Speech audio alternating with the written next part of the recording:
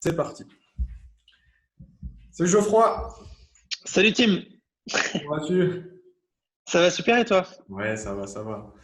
Écoute, déjà merci d'être venu pour cette petite interview. On aurait pu la faire en présentiel, mais malheureusement, les conditions aujourd'hui nous Bien empêchent. sûr.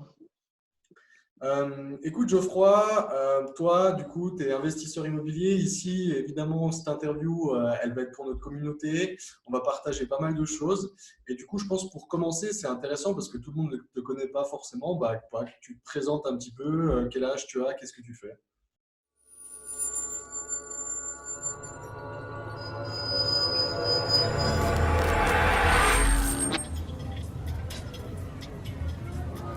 Mais écoute, déjà, merci à toi de me faire intervenir. C'est très sympa de ta part.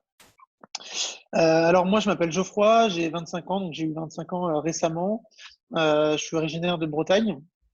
Donc je travaillais sur Paris et maintenant je suis revenu en Bretagne. Je suis revenu m'installer ici depuis que je suis devenu indépendant financièrement, du coup. Et ça fait maintenant 4 ans que j'investis dans l'immobilier. Donc j'ai investi de façon classique et ensuite je me suis spécialisé avec une stratégie d'investissement.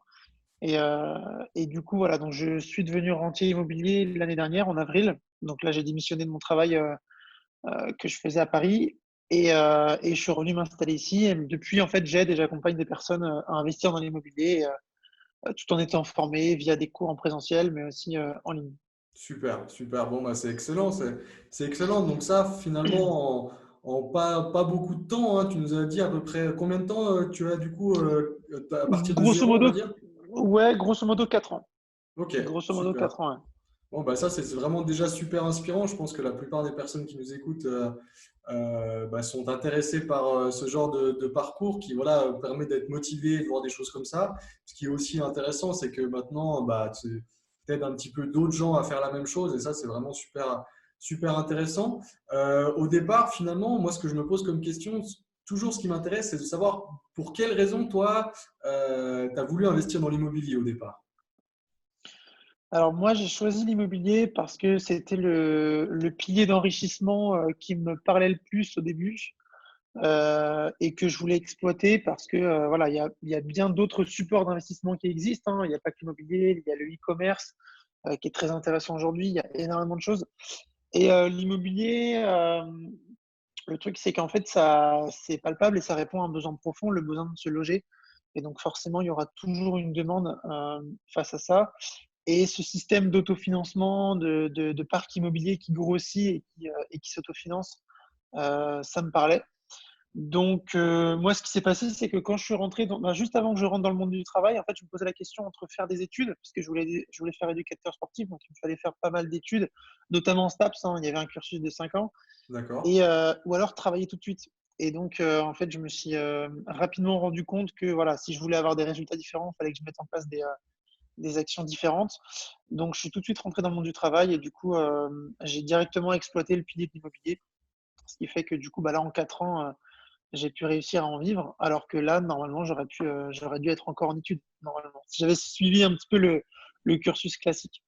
C'est vraiment, je pense que là, tu dis quelque chose qui est super important. La vie est vraiment faite de choix. Et finalement, on se rend compte Bien que sûr, certains choix peuvent nous mener dans des trajectoires totalement différentes. Donc, toi, bien sûr. évidemment, tu as choisi déjà en. Est-ce que, du coup, on se pose la question aussi jeune, est-ce que tu avais eu peut-être un mentor, tu as eu des choses, quelqu'un qui faisait quelque chose dans ta famille ou pas du tout, ou ça s'est établi comment? Non, pas du tout. Dans ma famille, alors naturellement, j'avais mes parents. Je pense qu'on a tous entendu nos parents nous dire que c'était intéressant de détenir de la pierre, mais euh, mais voilà, c'est pas détenir de la pierre dans le sens investissement immobilier, devenir indépendant financièrement, etc., etc., développer des actifs. C'est plus la petite résidence principale. Voilà, je pense que tu vois ce que je veux dire. Bien sûr. Et voilà, à côté de ça, non, pas du tout. Je me suis énormément formé aussi après moi-même sur Internet, sur le terrain, avec les différentes personnes et interlocuteurs que j'ai pu rencontrer. Moi, ce qui m'a mis aussi la puce à l'oreille, c'est j'avais rencontré en fait une personne avant que je prenne la décision de soit faire les études, soit rentrer dans le monde du travail pour investir. J'avais rencontré une personne à la salle de sport et on avait échangé. Et en fait, cette personne-là, elle m'avait dit que du coup, elle vivait dans la ville dans laquelle j'étais, en Bretagne. Et je lui disais: «OK, bah, tu vis où et tout? Comment ça se passe?» Il me disait qu'en fait, il avait acheté un appartement et que, il avait des colocataires. C'est-à-dire qu'il avait 2 chambres supplémentaires, donc c'était un T4, il y avait 3 chambres et en fait, ces 2 colocs payaient son emprunt grâce au loyer qu'il, recevait chaque mois et donc là, je me suis dit, «Ah ouais, non, en fait, c'est très intéressant de faire comme ça» et voilà, moi, je suis quelqu'un qui fonctionne vraiment à l'opportunité donc je me suis dit: «Bon, bah, il faut absolument que je fasse ça et que je mette ça en place», donc je me suis formé et ensuite, j'ai tout fait pour, en fait. C'est-à-dire que, il suffit pas simplement de se former, il suffit aussi de mettre les choix en conséquence. C'est-à-dire que moi, il fallait absolument que j'ai un CDI pour investir. Du coup, je me suis dit: «Bon, bah, les études, c'est mort et je vais tout de suite prendre un CDI pour commencer à utiliser l'effet de levier» et puis, après ça s'est enchaîné comme ça, hein. Mais sinon, j'avais pas vraiment de personnes, de mentor ou quoi, en fait. Donc, hem, Ok, donc ok, voilà. super. Mais ouais, c'est vraiment très marrant ce que tu dis parce que je me reconnais un petit peu dans ce que tu as fait. À un moment, j'ai dû faire un choix aussi. J'étais dans mes études et enfin, j'étais en Ouais, stage exactement. Et puis, je devais retourner dans les études et j'avais suivi une formation dans l'immobilier et on sait, bon, je pense que la plupart des auditeurs nous le savent, si tu veux vraiment avoir un profil maximisé auprès de la banque, si tu n'as pas de CDI, c'est compliqué, quoi. c'est compliqué, ouais. Mm. Mmh. Alors, c'est pas Tu peux impossible, f hein. tu ouais, voilà, c'est ce que j'allais dire. Tu peux faire sans. Je connais même des personnes qui l'ont déjà fait en intérim ou il y en a certaines en chômage, mais bon, c'est quand même très rare, c'est très compliqué et c'est un processus qui demande beaucoup plus de rigueur et là, faut vraiment être câblé en mode mindset parce que, des refus, C'est t'en prends clair. 10 fois plus. Non, non, Donc, je pense que c'est clair, tu as vraiment raison. Il y a beaucoup, beaucoup de choses qui sont possibles, comme vient de le dire Geoffroy, vraiment, des personnes qui sont au chômage, en intérim, etc. C'est possible d'avoir des emprunts, mmh, mais vous allez vraiment avoir des difficultés plus que si on a un CDI, c'est clair. bien Et sûr. du coup, toi, quand tu as finalement choisi ton emploi, est-ce que c'était déjà par passion ou c'était vraiment un CDI en mode vas-y, je trouve quelque chose simplement pour investir? Mais moi, en fait, je suis rentré en gendarmerie. Ah ouais. C'est-à-dire que, ouais, moi, j'ai toujours, voulu faire, quelque chose en rapport avec le sport. Mhm. Et la gendarmerie, force est de constater que, bah, alors, au début, c'est pas ce que je faisais, mais dans ma tête, c'était un petit peu en mode, voilà, tu vas un petit peu crapahuter, tu fais des missions et tout en faisant du sport et puis tu peux aussi avoir l'occasion d'entretenir ta condition physique pendant tes heures de service. Donc c'est ce qui m'attirait aussi. Je connaissais des personnes qui étaient en gendarmerie et je savais que, voilà, elles étaient en peloton d'intervention, elles faisaient du sport et cetera, donc ça m'attirait. Finalement, moi, je suis tombé en brigade, donc c'était complètement différent. D'accord. J'étais en train de prendre des plaintes derrière un bureau, mais voilà, je me suis dit que de toute façon, vu que j'y étais, il fallait que je continue et que j'essaye bah, d'exploiter ça pour, utiliser au maximum l'effet de levier et investir, très rapidement. Alors au début, c'est différent parce que je me suis donné une marge de 10 ans à peu près. C'est-à-dire qu'au début, je ne comprenais pas encore tous les mécanismes de l'immobilier, tous les processus d'enrichissement qu'on pouvait faire. Et au début, je me suis dit, bon, bah, je me laisse 10 ans et dans 10 ans, je prends ma retraite. Et au final, ça s'est fait beaucoup plus rapidement et à chaque fois, en fait, ça diminuait. Et donc, au final, au bout de 4 ans, je suis parti. Magnifique. Bon, bah, ça, c'est magnifique. Et je pense, là, il y a pas mal de gens qui se posent la question, comment on fait aujourd'hui pour eh bien, investir et en même temps avoir un emploi? Il y en a qui trouvent que c'est compliqué de gérer son temps, etc. Toi, tu es arrivé à faire ça comment? Bah, moi déjà, c'était vraiment, lié au mindset parce que, pourquoi je dis ça? Parce que, quand j'ai acheté mon deuxième et troisième appartement, c'est là que j'ai commencé à exploiter mes biens, en colocation Ok, pour avoir beaucoup plus de cash flow et hem et en fait, j'étais en école. C'est-à-dire que je suis d'abord bon, pour ceux qui connaissent un petit peu, je suis rentré en gendarme adjoint ok, et donc là, j'avais passé à peu près 3 mois d'école. Je suis rentré en gendarme adjoint et ensuite j'ai passé le concours sous-officier, donc là, j'avais 9 mois d'école pour ensuite intégrer, vraiment le corps des sous-officiers. Et en gros, bah, moi, j'étais en école et en école, c'est un peu compliqué parce que c'est militaire, il y a pas beaucoup de temps, pour soi. On a des cours et cetera. Enfin, c'est très intense, c'est très prenant et c'était pile la période où je signais des compromis, j'avais des refus de financement. Du coup, il fallait que j'appelle les courtiers, il fallait que j'aille moi-même. Quand j'avais des week-ends, j'essayais de prendre des rendez-vous le samedi matin et cetera. Enfin, c'était vraiment compliqué, en sachant que j'étais, à Montluçon, en plein centre de la France. D'accord. Donc j'ai dû gérer ça comme ça. Et là, j'avais pas le choix. J'étais au téléphone à chaque fois. Dès qu'on avait, on était en cours et dès qu'on avait 15 minutes de pause, je prenais mon téléphone. J'étais en train de checker mes mails, en train d'appeler, etc. Donc là, c'était vraiment très compliqué. Mais encore une fois, voilà, faut se donner les moyens et C'est je clair. savais que derrière, il y allait avoir des résultats. Donc, après, je pense que quand la personne qui a un travail lambda, on va dire, voilà, qui est en CDI ou qui est salarié, je pense que c'est une question d'organisation. On a tous 24 heures dans une journée et c'est vraiment une question d'organisation. Voilà, faire sa to-do list le dimanche soir pour toute la semaine à venir. Et à chaque fois, le soir, voilà, vraiment trier et analyser toutes les actions qu'on a à mettre en place. Et s'il faut prendre des rendez-vous et essayer de passer des coups de fil entre midi et deux, par exemple, ou je sais pas, essayer de prendre une petite pause, il y a toujours moyen de trouver le temps, je pense. C'est Donc, clair. c'est vraiment une question d'organisation. À mon C'est- sens, c'est comme ça que je le vois. Bah, je pense que je partage tout à fait ton point de vue. Là, comme tu l'as bien dit, hein, c'est vraiment l'optimisation du temps. On se fixe des C'est ça. objectifs et on se donne tout pour les atteindre. Je pense que ça fait vraiment la différence. Comme tu l'as bien dit, le mindset. Et le mindset aussi, c'est dans les difficultés, on va en parler un petit peu plus tard, qu'on peut avoir, ça fait la différence. Donc là, là on va rentrer du coup bah, plus particulièrement dans l'immobilier. Voilà, est-ce que tu peux me raconter un petit peu quels investissements tu as fait, où tu les as fait, de quelle manière? Bien sûr. Alors moi, j'ai commencé par un premier studio que j'ai revendu ensuite. Alors, j'ai pas fait d'achat-revente, hein, c'est simplement que je voulais arbitrer mon patrimoine. C'était pas forcément la meilleure opération que j'avais faite.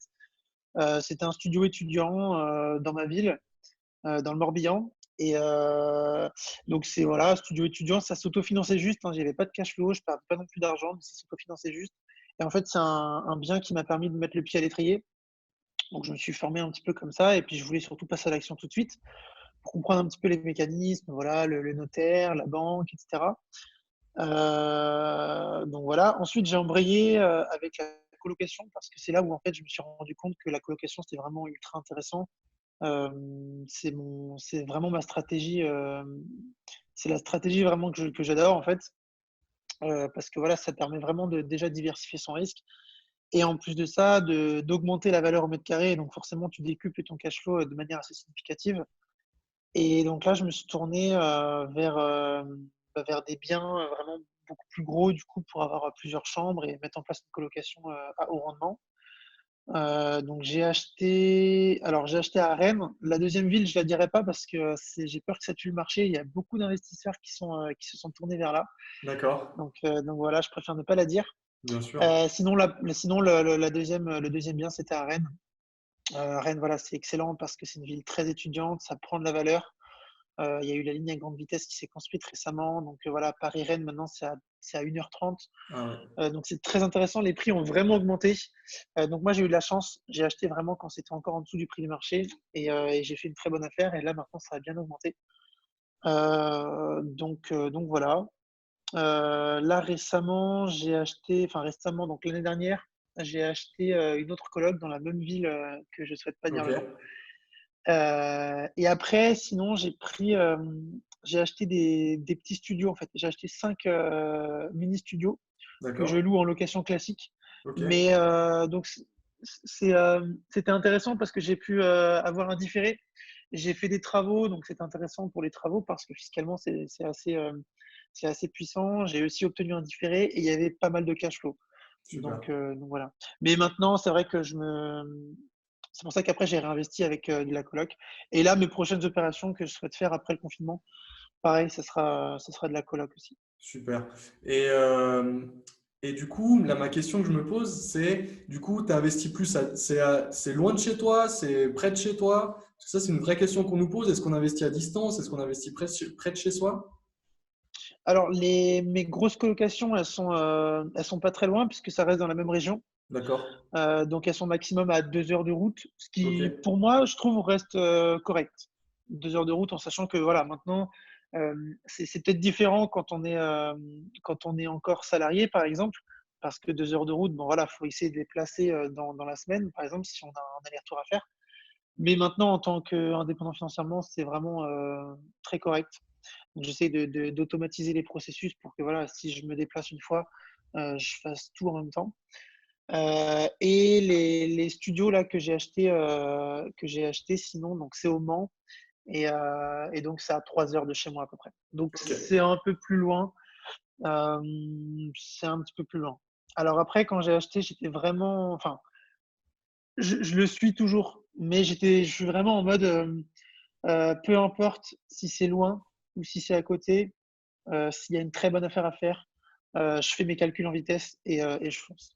Enfin, je ok. fais mes calculs en vitesse, je les fais bien, Bien sûr, mais ouais. voilà, j'essaie de réagir assez rapidement et après c'est une bonne balance à avoir, c'est-à-dire que, il faut faire ses calculs. Il faut voir si, le bien, il va être en gestion locative, oui ou non? Est-ce que, avec les temps de trajet donc voilà, c'est des calculs à faire, mais en fonction du cash flow qu'on peut avoir, on peut s'octroyer le fait d'investir, potentiellement assez loin de chez soi, je pense.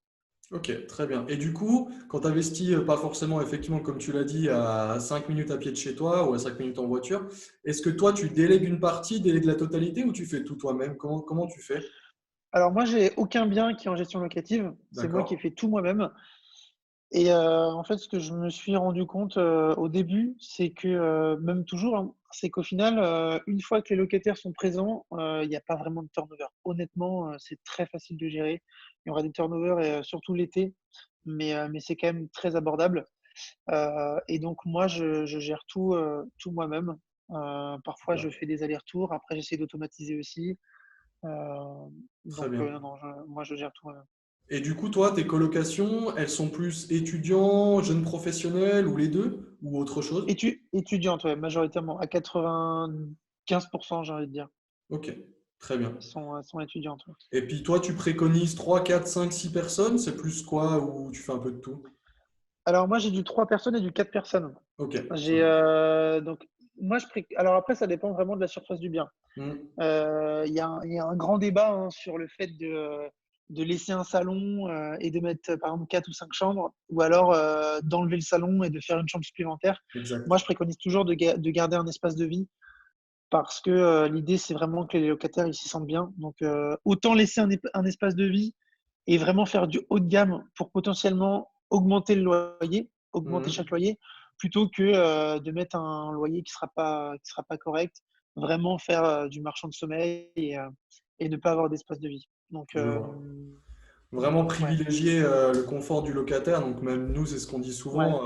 On n'est pas là à essayer de faire le plus d'argent possible. On rend un service à quelqu'un. Et si on bien rend ce sûr, ouais. service de manière vraiment correcte, même très bien, ben, on est rémunéré pour, quoi. Et tout le monde est content. Voilà, c'est ça. À hauteur de la valeur qu'on apporte sur le marché, hein. Après c'est logique aussi donc C'est clair. C'est clair, c'est clair. Quand je vois tous ces investissements, bah déjà, bravo à toi. Et est-ce merci. que, du coup, dans ton parcours d'investisseur, je pense qu'on en a tous eu, mais des fois, il y a des anecdotes intéressantes. Est-ce que tu as eu des difficultés, des choses sur lesquelles tu as buté, ou tu as trouvé des solutions, ou tu as dû réfléchir? Moi, ça a été surtout l'aspect, financement bancaire. Faut vraiment être très pro là-dedans et encore, même en étant très pro, on est confronté en fait c'est parce que un paramètre qu'on maîtrise pas forcément en fait. Alors on peut le maîtriser en étant très pro, en ayant un business plan très structuré, en étant organisé, en connaissant vraiment l'écosystème du milieu bancaire et en convainquant, le banquier, mais parfois on est face à des interlocuteurs pardon, qui sont, entre guillemets «à côté de la plaque» et franchement, C'est faut le clair. dire. Moi, je connais beaucoup de banquiers et qui sont très pros, il y a pas de souci. J'ai des amis qui sont banquiers, mais malheureusement, dans le tas, c'est comme partout, il y a des bonnes personnes, des mauvaises personnes. Et il y a des personnes, c'est pas forcément, leur métier, hein, tout ce qui est investissement immobilier, et cetera. Elles vont pas forcément comprendre, ce mécanisme-là, surtout quand on commence à rentrer dans des stratégies, type, location courte durée ou colocation. Et donc, parfois, ça peut être compliqué parce que moi, j'étais confronté face à des personnes, qui comprenaient vraiment pas et c'était, bah, voilà, ça m'a freiné, en fait. Ça m'a un petit peu freiné. Donc, Ouais, c'est clair. Franchement, et je pense que ça, c'est quelque chose à bien retenir. Et ça, à moins vraiment d'avoir beaucoup, beaucoup de chance, on va toujours rencontrer des professionnels qui, finalement, ne sont pas si professionnels que ça. que ce bien soit sûr. les agents immobiliers, que ce soit les courtiers en travaux, les courtiers en banque, les banquiers, etc. Je pense qu'il faut être vraiment préparé et on en revient au mindset, comme tu l'as dit tout à l'heure, hein. C'est ça, Si tu rencontres, je sais pas, un ou deux banquiers et que le banquier dit non, c'est pas possible, et puis que toi tu t'arrêtes là-dessus, bah, tu vas pas très loin, quoi. c'est ça. D'où l'importance d'être vraiment bien câblé et de faire un travail vraiment sur son état d'esprit au début parce que ça reste une sorte de compétition en fait. C'est voilà, une fois que c'est fait, tout est automatisé. Après, ça dépend des différentes tâches, mais au début, c'est une petite compétition, hein. À partir du moment où on prospecte, où on va sur le terrain, où on rencontre les personnes, où on fait des offres, elles passent pas, les notaires, et cetera. Les notaires, c'est pareil, ça peut prendre du temps aussi parfois, C'est clair. selon les études. Il y en a qui sont aussi un petit peu à côté de la plaque, hein, donc c'est compliqué, il faut maîtriser tout ça mais encore une fois, voilà, si on a un bon état d'esprit, si on se laisse pas abattre, bah, voilà, hein, c'est juste une question de temps et de persévérance surtout. Ouais, ouais, je suis vraiment tout à fait d'accord avec toi. Mmh, Mais c'est vrai qu'entre guillemets, quand on ne connaît pas un secteur, quand on ne connaît pas quelque chose, par exemple, bah, on n'est pas notaire, hein, on n'est pas non plus courtier, etc., on bien peut sûr. vite se prendre des portes et se dire bah, finalement que la personne a la raison. Alors que finalement, tu te rends compte que si tu vas deux portes plus loin, eh ben, tu as une toute autre réponse. Tout à fait, ouais. J'avais une question pour toi, du coup. Alors, la majeure partie de tes investissements, c'est de la colocation. Tu as des studios aussi en location classique. Mais est-ce que tu as autre chose, la location courte durée ou pas du tout? Non, pas du tout. Je sais que c'est une stratégie très intéressante, mais moi, ça m'attire pas. Ok, Ça m'attire pas. Je connais des personnes, hein, des gens de mon entourage qui le font, ça marche très, très bien. Mais moi, je sais pas, je j'aime pas trop, en fait. J'aime pas trop, c'est surtout le fait de reposer toutes ces stratégies sur du tourisme aussi. Là, on le voit actuellement, c'est c'est clair. très compliqué pour toutes les personnes qui ont reposé, leur stratégie là-dessus et d'où l'intérêt aussi de diversifier son parc immobilier et ses stratégies et en fait, on dépend de l'activité du tourisme, en fait. C'est-à-dire que, l'immobilier, ça répond à un besoin profond, donc il y aura toujours des gens pour se loger et là, on le voit, par exemple, en location classique, hein, on est en confinement, donc forcément, les gens, ils sont tous chez eux, C'est clair. donc voilà, ça répond vraiment à un besoin profond. Néanmoins, la courte durée, ça répond aussi au besoin de se loger, mais par une clientèle de tourisme. Enfin, surtout parce qu'il n'y a pas que des touristes, mais essentiellement, c'est composé quand même à 80 de tourisme et donc forcément, bah, c'est une composante qu'on maîtrise pas du tout et bah, là, on le voit aujourd'hui, le tourisme aujourd'hui, c'est très compliqué en ce moment avec le confinement, avec, tout ce qui se passe. Donc je trouve que c'est trop, ça peut être dangereux. Ça peut être dangereux. Ok, Donc voilà. Après, c'est une question personnelle aussi, hein. Voilà, moi, je bien je sûr. préfère, je préfère avoir des locations classiques, à l'année. C'est juste un point de vue personnel. Ouais, Mais encore une fois, la courte durée, c'est très intéressant et ça crache beaucoup de cash flow. Ça, c'est c'est clair. clair. C'est clair, c'est clair. Et ok, bah effectivement, hein, comme tu l'as bien dit aujourd'hui, c'est pour ça aussi qu'on se dit toujours que c'est bien, même dans l'immobilier, de diversifier potentiellement Mmh, ses sources de revenus. bien sûr. Et là, je pense que là, la leçon va entre guillemets Mmh, être prise rapidement par les personnes qui font je pense. que de la courte durée, malheureusement. Euh, Est-ce que toi, aujourd'hui, vraiment, tu as un conseil que si, je sais pas, on t'avait donné il y a trois ans, ça t'aurait vraiment encore plus propulsé? Ou pas du tout? Il y a quelque chose vraiment que tu suis? Bah, en fait, c'est surtout le conseil de se former et d'être accompagné et d'être constamment dans le développement permanent de ses connaissances, en fait. Parce que, plus on a de connaissances, plus on est formé et plus on va faire les bons choix. Moi, si j'avais pas, connu tout ça, bah, là, aujourd'hui, je serais en études encore, donc voilà, donc j'aurais perdu énormément de temps et potentiellement, j'aurais perdu de l'argent aussi, parce que qui dit études dit appartement, études, et cetera, donc tout ce qui va avec. C'est clair. Donc c'est vraiment important de se former et d'avoir les connaissances le plus rapidement possible. Et si j'avais su tout ça à 15 ans, par exemple, je pense que voilà, j'aurais fait complètement différemment et je pense que J'aurais arrêté l'école, je pense, à 16 ans pour essayer de trouver une filière professionnelle dans le but d'avoir un salaire très, très rapidement, de mettre vraiment énormément d'épargne, de choper mon CDI à 18 ans et d'enchaîner tout de suite. Clair. Et donc voilà. Donc après, on est quand même relativement jeune. Il y en a qui découvrent l'immobilier à 50 ans, par exemple. Hmm. Donc c'est quand même une chance. Mais c'est vrai que plus on est formé le plus rapidement possible, et mieux c'est, en fait, tout simplement. Clair. Après, le reste, c'est vraiment de la technique et c'est plus de la technique, en fait. Voilà, savoir prospecter, savoir convaincre le banquier, savoir faire un business plan, connaître les modes de gestion, etc. C'est plus de la technique et ça s'acquiert au fil du temps. Mais au début, c'est vraiment de travailler son mindset et de se former. Super. Bah, on le dit souvent, hein, on le dit souvent, l'immobilier, bah, les montants, ils sont quand même assez importants. Et des connaissances, ça peut vite valoir beaucoup, beaucoup d'argent, soit en gain, ou malheureusement, si tu les as pas, en perte. Donc ça peut vite aussi te freiner si tu n'as pas été assez Bien fort. sûr. J'avais aussi, du coup, je vais rebondir sur ce que tu as dit parce qu'il y a pas mal de gens qui ont, entre guillemets, un peu peur de la vision de leur entourage. Et l'autre, toi, tu parles, par exemple, tu as Mm. commencé à investir à 21, 22 et que si tu avais pu, tu aurais pu investir, t'aurais investi avant. Est-ce que toi, tu as eu des, entre guillemets, des soucis avec ton entourage ou alors tu t'en fichais complètement, tu avançais tête baissée? Non, alors moi, je me suis un petit peu enfermé dans une bulle, entre guillemets, et vraiment, j'écoutais uniquement les personnes qui avaient des résultats. Et c'est toujours le cas d'ailleurs, que ce soit aussi dans d'autres domaines, hein, que ce soit dans le sport, dans le business en ligne, etc. Et j'écoute uniquement les personnes qui ont des résultats et les autres personnes, soit je m'en préoccupe pas du tout, ou soit voilà, maintenant vu que je suis assez armé en termes d'état d'esprit, bah, je les écoute, mais ça me fait ni chaud ni froid. Typiquement la famille, parce que la famille, elle est vraiment là pour, pas forcément pour te mettre des bâtons dans les roues, alors après ça dépend, mais surtout plus pour te protéger. C'est Et, clair. et c'est des gens qui comprennent pas forcément, et donc pour te protéger justement, elles vont vouloir bah, voilà, que tu restes un petit peu dans le système classique et vont vouloir que tu freines un petit peu. Et moi, c'était le cas un petit peu avec mes parents au début, quand j'ai acquis mon premier bien. Donc voilà, tout était bien. J'ai même fait visiter à mes parents quand j'avais un turnover. J'en avais profité pour le montrer à mes parents, leur dire voilà, tout est là, etc.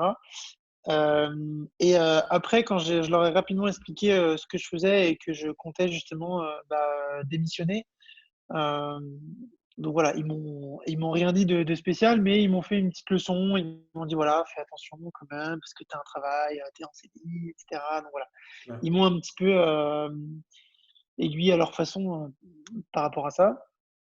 Et mais sinon, voilà, j'ai quand même été confronté à des personnes, hein, même quand j'étais en brigade et tout, à des personnes beaucoup plus âgées que moi, qui avaient la quarantaine, la cinquantaine, qui étaient censés avoir énormément d'expérience dans leur domaine et qui me disaient fais attention parce que voilà, tu es encore jeune, tu pas encore sous-officier, parce que mon premier bien, j'étais pas encore sous-officier. D'accord. Euh, et ils me disaient donc fais attention, voilà. Donc ça servait à rien de leur expliquer en fait, parce que ça aurait été au même stade et ils comprenaient pas forcément. Ah, c'est Et clair. là aujourd'hui, ils sont au même point. Donc on voit qui a fait le meilleur choix. Ouais, voilà, c'est ça. Donc vraiment s'entourer des bonnes personnes. Et puis écouter uniquement les personnes qui ont des résultats, en fait. Parce que, Et- euh, parce que les autres, s'ils n'ont pas de résultats, ils ne pourront pas te dire ce qui est bien, comment faut le faire, etc. C'est clair. Non, je pense que tu as tout à fait raison là-dessus et ça fait vraiment la différence si tu avances ou pas, hein, si tu écoutes vraiment les personnes qui sont Mm. compétentes. Et d'ailleurs, en parlant de ça, est-ce que toi, tu t'es entouré d'une équipe genre d'artisans, agents immobiliers, notaires ou tu travailles un petit peu avec plein de monde? Ouais, alors je me suis entouré d'une petite équipe. Ça dépend en fait des lieux où j'ai investi. Ok, Mais là où j'ai investi, j'ai certaines personnes, du coup, euh, qui, dont j'en ai fait un petit peu des atouts en fait, parce que je sais que je peux compter sur ces personnes-là, que ce soit des artisans, des gardiens d'immeubles aussi, très ok, important, des gardiens d'immeubles où j'ai vraiment des bonnes relations avec eux et c'est très important parce que ça peut aider dans certains cas. Donc non, non, c'est notamment un immeuble où où j'avais donné les doubles en fait alors maintenant c'était plus le gardien, mais c'était plus le même gardien, mais avant j'avais donné les doubles. Et donc voilà, il avait un système comme ça où il avait des doubles de certaines personnes dans la résidence. Et quand tu fais du locatif, c'est intéressant parce que ça peut permettre de, voilà, si tu as les étudiants, et c'est déjà Top. arrivé, Mm. des étudiants un peu tête en l'air qui peut-être n'avaient pas leur clé, ou etc. Et ça peut bien servir. Donc, Ok. d'avoir quelqu'un vraiment au local comme ça, Mm. c'est intéressant. Ouais. Ah, ça c'est sûr, ça Agent c'est sûr. immobilier aussi. Mm. Mm. Très bien. J'avais une question aussi. Est-ce que du coup, je reviens là-dessus, mais est-ce que toutes tes locations sont meublées ou tu fais aussi de la location Oui, nue? Ok, toutes les non, locations je fais meublées. uniquement la location meublée. Ouais. Ok, très bien. C'est ce Très qui est très le plus intéressant de toute façon. Hein. Ouais, c'est clair, hein, on est d'accord là-dessus. Et puis, il y a vu, C'est entre guillemets, selon le type de personne qu'on souhaite cibler, eh ben, ça fait vraiment aussi, ça fait vraiment bien sûr. la différence que ça soit meublé ou non. Ok, excellent. J'avais une question aussi maintenant, parce que tu nous l'as dit, et ça, c'est vraiment quelque chose qui fait un peu rêver les gens des fois, et même souvent, c'est que tu es indépendant financièrement grâce à l'immobilier. Est-ce que tu peux nous dire comment tu as fait ce choix? Est-ce que ça a été difficile? Qu'est-ce qui s'est passé exactement pour que tu te dises, ça y est, maintenant c'est terminé? Bah, du coup, comme je t'ai dit, au début, j'avais plus une vision sur 10 ans, par exemple, où Hmm. je me suis dit, bon, bah voilà, je faisais pas vraiment de calcul dans ma tête. Je me disais pas, par exemple, voilà, je vais avoir tant de cash flow, ce qui est une erreur, hein, parce qu'il faut quand même quantifier un petit peu ses objectifs. Mais je me disais, OK, dans 10 ans, je me débrouille, mais je suis indépendant financièrement. Au final, ça s'est fait beaucoup plus tôt et tout était une histoire de calcul. Moi, je pense que j'ai arrêté l'année dernière. Peut-être que si j'avais pas développé d'autres business, parce qu'après, moi, j'ai créé aussi d'autres activités, notamment dans le e-commerce. Si j'avais pas ce projet-là, peut-être que je serais resté encore un an ou deux de plus pour encore investir encore plus et partir avec plus de cash flow. Mais après, moi, je suis parti avec 2700 de cash flow Ok, et honnêtement, c'était vraiment très convenable pour partir. Et je savais que derrière, puisque mon cash flow allait baisser vu que j'avais des différés, mais je savais que derrière, voilà, je voulais développer aussi d'autres activités et que avec le mindset que j'avais, je savais que ça allait marcher et que du coup, bah, derrière, j'aurais augmenté un petit peu mes revenus. super. Donc voilà, c'est comme ça que j'ai fait le choix. Et je me suis dit, bon, bah, je vais essayer d'investir dans un dernier bien avant de partir. Et c'était le cas. Et, euh, et voilà, je voulais investir dans deux biens. J'en ai eu un où c'était refusé. Donc voilà. Et je suis parti avec un bien. Ok, excellent. Et Bon, bah, puis ça, comme ça, j'étais tranquille. c'est super top. C'est super top. Euh, Est-ce que, du coup, moi, ma question maintenant, c'est, du coup, tu es indépendant financièrement et ça te permet vraiment d'avoir beaucoup plus de temps pour essayer de développer d'autres choses, effectivement, c'est ça, hein? Tout à fait, ouais. Ouais, donc ça, c'est vraiment top. Et, Tout à euh, fait. et là, bon, là, Tu j'ai une achètes question. ton temps, en fait. Ouais, Tu achètes ton temps, en fait. Et je pense que le temps, c'est une des valeurs les plus précieuses. Et c'est ce qui permet vraiment d'atteindre la liberté. Parce que, super. au-delà de la liberté financière, c'est aussi une liberté temporelle, géographique, hiérarchique. Et c'est très intéressant de le prendre en compte parce que voilà, au-delà de l'aspect financier, bah, tu peux passer plus de temps avec ta famille, avec tes proches, sur d'autres activités, te former à d'autres choses, essayer de développer une passion, etc. Donc c'est vraiment enrichissant et très intéressant.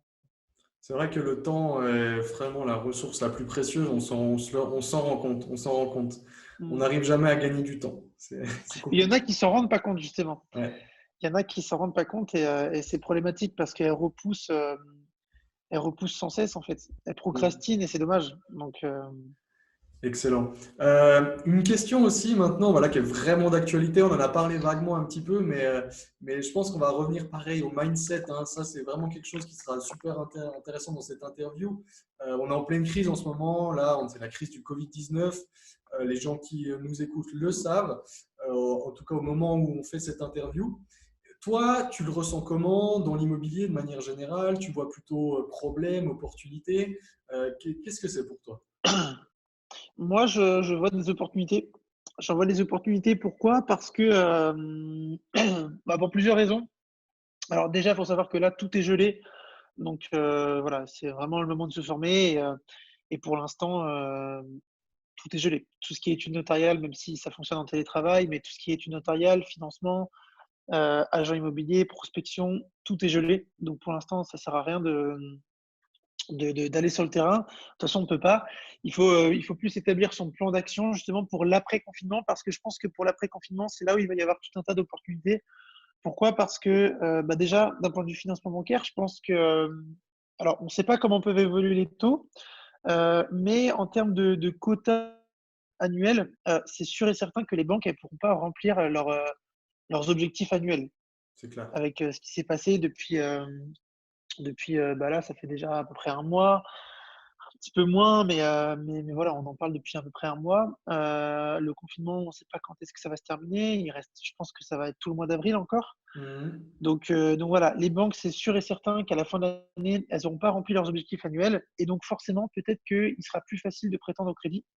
C'est-à-dire qu'elles vont un petit peu baisser leurs conditions d'octroi de prêt et ça serait peut-être plus simple justement d'emprunter parce qu'il faudra forcément qu'elles atteignent leurs objectifs, même si encore une fois, le crédit immobilier, c'est pas là où elles gagnent le plus d'argent. Mais derrière, ça en découle sur tout un tas de choses comme les assurances, etc. Donc, moi, ça, c'est mon point de vue. Et deuxièmement, au niveau du marché immobilier, je pense qu'il va en prendre un petit coup aussi parce que il y a beaucoup de personnes, alors pour diverses raisons, mais qui vont revendre. Déjà, je pense que bah, toutes les personnes qui ont reposé toute leur stratégie sur la courte durée et que niveau mindset, ils sont pas assez armés, ils vont tout revendre parce que le cash, il rentre pas et que bah, forcément, si le cash, il rentre pas, ça peut créer des grosses difficultés financières. Donc, il y a beaucoup de personnes qui vont revendre. Il y a aussi des personnes qui sont très endettées et qui, voilà, elles ont plus de salaire, etc. Elles ont plus rien. Donc, du coup, si elles ont du patrimoine, elles vont aussi revendre. Il y a des situations de divorce, etc. où là, c'était en pleine phase de vente. Donc là, ça va être très compliqué. Et ce qui se passe, c'est qu'en face, il n'y aura pas forcément de demande. C'est-à-dire qu'au niveau des acheteurs, il se peut que le marché soit freiné dans le sens où il y a beaucoup de personnes qui vont prendre peur et qui vont pas forcément vouloir acheter. Donc forcément, ça va créer un déséquilibre entre bah, la loi de l'offre et la demande. Donc il va y avoir beaucoup de gens qui vont vendre et à côté de ça, peu d'acheteurs. Donc ce qui fait que les prix vont quand même chuter. En tout cas, c'était mon point de vue. Et je le ressens comme ça parce que je vois beaucoup de personnes qui sont en difficulté et que malheureusement, beaucoup de aussi ont reposé toute leur stratégie sur la courte durée, par exemple, et qui vont se retrouver vraiment en grosses difficultés. Heu, donc heu, donc voilà, moi je le vois comme ça et je pense que ça va vraiment être, des grosses opportunités. Et de toute façon, en temps de crise, c'est toujours là où il y a des très bonnes affaires à faire, que ça soit, pas forcément dans l'immobilier, mais même sur les marchés financiers et cetera. Donc heu, donc voilà comment moi je vois les choses pour l'après-confinement, on va dire. Mais je pense que ça va pas durer parce que, voilà, le marché il va reprendre son cours et tout va refonctionner, normalement, on va dire. En tout cas, on Après, je sais pas l'espère. comment. Ouais, voilà. Alors après, je sais pas comment toi tu vois les choses, mais en tout cas, moi, je vois les choses comme ça. Non, c'est clair. Non, alors moi, effectivement, hein, et je pense que c'est toujours ça, et c'est pour ça que je revenais sur cette question, hein, cette histoire de mindset où, voilà, les opportunités, elles se créent dans ce genre de moment-là. Comme tu l'as Bien dit, je sûr. suis d'accord avec toi. Pour moi, les fondamentaux de manière globale sont bons. Et du coup, ça devrait repartir assez rapidement. Et du coup, il va y avoir un laps de temps, on va dire, je dirais assez court, où il peut y avoir des opportunités assez intéressantes. Et Bien bah, sûr. c'est juste pour rebondir un petit peu aussi sur ce que tu as dit. Alors, c'est vrai que la majeure partie des activités sont quand même gelées. Néanmoins, il y a des gens quand même qui arrivent. Je sais qu'il y a certaines banques qui tournent au ralenti. Donc, effectivement, là, c'est dans ce genre de moment aussi, je pense, que tu peux faire la différence avec un dossier qui est magnifique, on va dire un dossier d'emprunt Bien qui est sûr. magnifique, Mmh. ou avec, par exemple, des agents immobiliers. Je sais qu'il y en a certains dans ma région qui ne veulent pas visiter de biens, sauf qu'il y en a dans d'autres régions, notamment dans le sud-ouest de la France, ils font des visites par FaceTime ou par visio. Ou virtuel, ouais, ouais. Exactement. Donc, des Ah fois, il y oui, a ça se des. fait, hein. C'est Ah, vrai ah. qu'il y a quand même des opportunités à saisir, en fonction de là où on se trouve, hein. C'est vrai que, même si, le marché est gelé d'un point de vue général, mais, il y aura toujours des petites opportunités à faire ou des études notariales qui vont fonctionner en télétravail ou des banques qui vont même si les banques, je crois que toutes les demandes de financement, toutes banques confondues, je crois que tout est gelé, je crois. Ok, Mais, ok. heu, mais ça m'étonnerait pas qu'il y ait des voilà, tu peux toujours trouver des choses, hallucinantes, quoi. Donc, ça ne m'étonnerait pas qu'il y ait quelqu'un qui se fasse financer là le mois prochain, par exemple. Ça m'étonnerait pas. Ouais, c'est comme ça, toujours des bonnes surprises. Oui, Faut vivre bien avec sûr. ça aussi, hein, avec un petit espoir et ça fait C'est ça, et c'est ce qui fait qu'il y a des opportunités aussi, et c'est là qu'il faut les saisir. super. Ouais. Bon, bah, excellent. Écoute, Geoffroy, c'était une super interview. On a appris pas mal de choses. Mm. Tu es présent assez présent sur les réseaux sociaux. Tu veux nous en parler un Ouais. petit peu? Alors ouais, j'ai une très grosse présence sur Instagram. C'est un réseau très intéressant. J'ai aussi une présence sur YouTube où j'ai une chaîne YouTube, donc Geoffroy Galli, Instagram Geoffroy Galli également. Et puis après, avec mon site internet où là, je propose des programmes de formation et de coaching plus premium, plus personnalisé en fonction des situations de chacun. Super. Bon, on mettra ça évidemment en description de cette vidéo podcast Top. pour notre audience parce que c'est bien aussi d'avoir différents points de vue. On voit que toi, tu es indépendant financièrement et c'est vraiment déjà encore félicitations. On voit Merci à aussi toi. que tu es plus spécialisé dans la colocation. La colocation, pour Mm. toi, on va finir là-dessus. C'est quoi les plus gros avantages et les plus gros inconvénients? Alors, les avantages pour moi, la colocation, déjà, ça permet de diversifier son risque parce que forcément, au vu du nombre de personnes qu'on va avoir dans l'appartement, le risque, entre guillemets, il repose plus sur une seule personne, mais sur plusieurs personnes. Donc, ça te permet vraiment de diminuer et de diluer ce risque-là. Ce qui fait que si demain, tu as un locataire qui paye pas ou un locataire qui part, derrière, tu sais que tu as toujours les autres loyers qui vont arriver. C'est également, l'avantage, c'est que c'est aussi un mode d'exploitation qui est de plus en plus utilisé par les locataires, donc pas forcément par les investisseurs peut-être, mais surtout par les locataires, dans le sens où il y a de plus en plus de personnes qui recherchent à se loger en colocation parce que financièrement, c'est très intéressant pour eux et d'un point de vue aussi psychologique. C'est-à-dire qu'il y a des gens, ils n'aiment pas forcément être tout seuls et ils préfèrent être avec d'autres gens. Et c'est le cas aussi avec certaines personnes qui sont dans mes colocs où je rencontrais les parents et ils me disaient que voilà, ils venaient de sortir du bac et qu'ils préféraient être avec d'autres personnes, d'autres étudiants, que ce soit plus en communauté. Donc il y a de plus en plus de personnes qui recherchent ce mode d'exploitation. Euh, et, euh, et puis, en termes de cash flow, c'est très intéressant parce que forcément, tu multiplies la valeur au mètre carré de tes logements, ce qui fait que pour un 90 mètres carrés, par exemple, forcément, tu vas avoir beaucoup plus de loyer. Donc, en termes de cash flow et d'excédent de trésorerie, c'est ultra, ultra puissant. Et en termes d'inconvénients, moi, je vois pas forcément d'inconvénients. Ok. Honnêtement, je vois pas forcément d'inconvénients.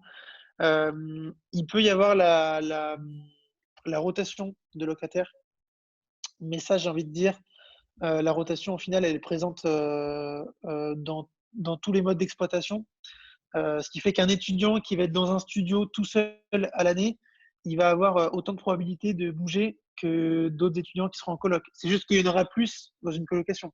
C'est clair. Encore une fois, ça se gère facilement parce que généralement, les étudiants, ils partent au même moment. Et, euh, et si tu y vas une fois, tu fais une visite une fois avec plusieurs personnes. C'est exactement la même chose que si tu faisais une visite pour une seule personne qui est dans un studio, par exemple. Donc, euh, donc voilà, les petits inconvénients qui peuvent y avoir, ça peut facilement s'effacer en fait. En tout cas, moi, c'est ce que je constate. Entre une location classique et une colocation, j'ai pas forcément, Une grosse différence, quoi. ouais, j'ai pas forcément de grosses différences. Ok. Donc voilà. Ok, bon bah excellent. Bon bah on se finit là-dessus, sur cette bonne note de la colocation. Écoute, encore merci Geoffroy pour ton temps. C'était un plaisir de t'interviewer. Merci à toi. J'espère que notre audience appréciera ces différentes réponses, questions et mindset surtout qui étaient super intéressants. Mm. Et on se retrouve du coup pour peut-être une prochaine interview. Ça marche. Merci à toi en tout cas, ça fait extrêmement plaisir. De rien. Ciao, ciao. Merci. Ciao.